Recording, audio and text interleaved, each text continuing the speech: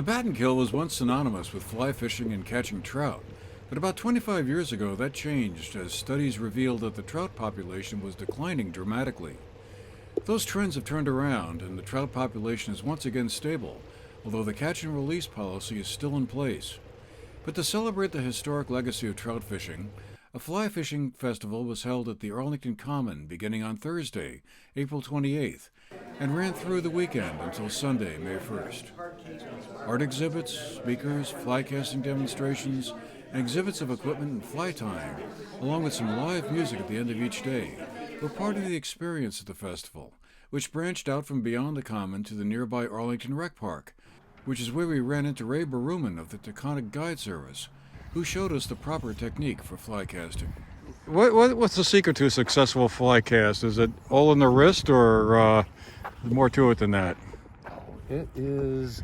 It's a little bit more to it than that. You know, some of the things that we look out for in terms of breaking your wrist in golf. If you break your wrist from left to right, you're going to hook or you're going to slice. In fly fishing, it generally doesn't matter because if you land 2 feet there, 2 feet the other side, it's generally not going to matter too much. But the one thing in fly fishing I want to show you in terms of breaking your wrist is, in terms of breaking the wrist in fly fishing, which the fly rod is not forgiving, is if you go from 11 o'clock to 9 o'clock is kind of the red zone. You don't want to be in that red zone to be able to cast. If you cast from this position here, the line is going to collapse on you. So I generally coach people up to stop at 11, and as soon as the line straightens out, cast it forward.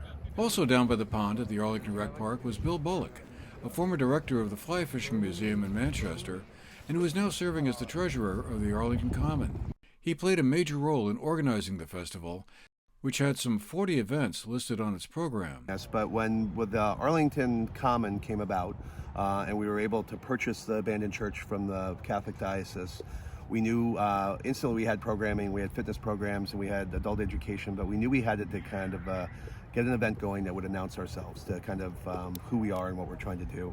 And since I worked, I'm an avid angler, and I was very active in the conservation of the Battenkill from '95 when we moved here. Worked for Orvis, ran the Museum of Fly Fishing for a couple years. I knew we had an opportunity in late April when the river is starting to wake up and the biggest hatch of the year is starting, that we needed to do a festival. And I think that if we attracted some really great fishing and conservation folks who know this area intimately, we could attract and have a great event to bring people to Arlington. And the real impetus was we wanted to create some economic activity for our town. We talked to the innkeepers and the restaurants around in January when we were talking about doing this, and they said we don't need help in May or in June, we need it in April. And so we set on this weekend because usually the weather is turning. We knew it could be snowing, and we were very lucky because of the weather we had. It's beautiful, as you can see.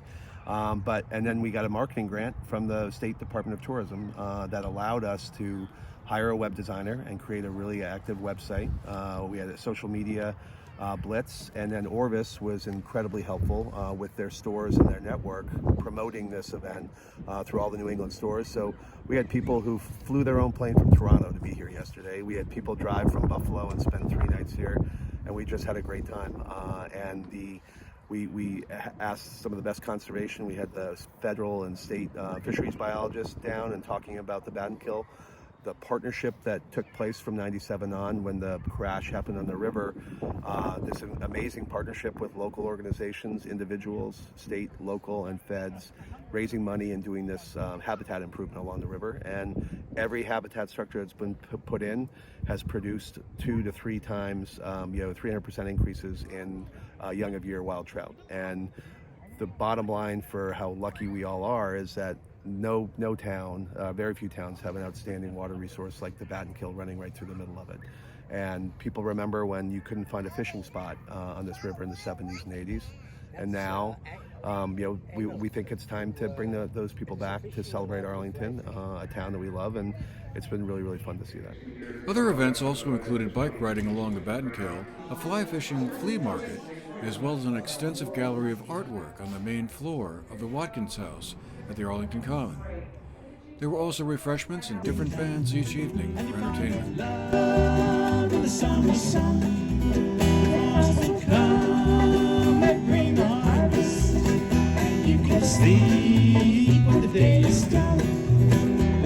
is a time for us to wonder. When time is young and so are we. What's a green over yonder? At the zoo, the world is free. Back at the Watkins house, which serves as a co-working space when festivals or other events aren't taking place, we talk with Carol Farley and B.B. Bullock, the president and vice president of the Arlington Common. So, what gave you all the idea for doing this in the first place? What was the source point of the idea for the fly fishing festival? Well, BB decided that we were going to write a grant through the Vermont Department of Recreation. Marketing and tourism, there we go. And so we wrote it thinking that we weren't going to get it, and then we got it in December, and so here we are.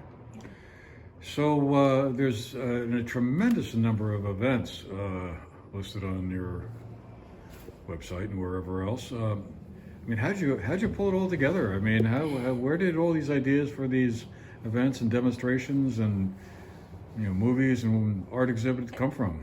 So that probably would be Bill Bullock, and Bill used to work at Orvis and was the director of the American Museum of Fly Fishing up in Manchester for a few years.